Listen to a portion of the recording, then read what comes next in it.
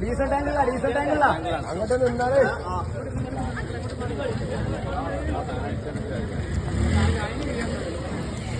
മോങ്ങം hill ടോപ്പിൽ ഓടിക്കൊണ്ടിരിക്കുന്ന കാറിന് തീപിടിച്ചു. പുക വരുന്നത് കണ്ട് യാത്രക്കാർ ഇറങ്ങിയതിനാൽ യാത്രക്കാർ രക്ഷപ്പെട്ടു.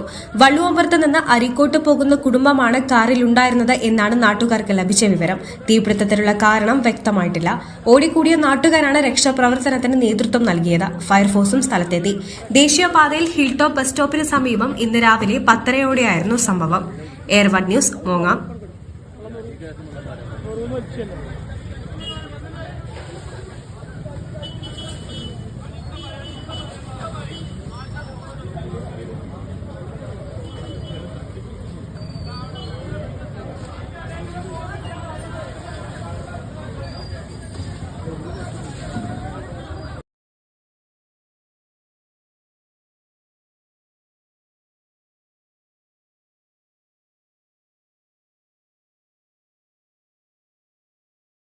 നന്ദിയുണ്ട്.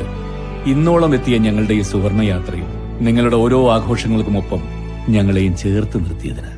Beauty Mark Gold and Diamonds, specially for U.